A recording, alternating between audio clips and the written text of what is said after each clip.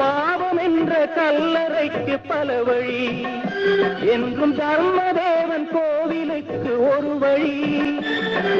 பாவம் என்ற கல்லறைக்கு பல வழி என்றும் தர்மதேவன் கோவிலுக்கு ஒரு வழி.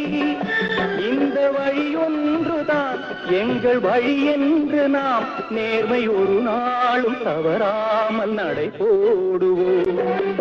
ஒன்றே குலம் என்று பாடுவோம், ஒருவனே தேவன் என்று போற்றுவோம்.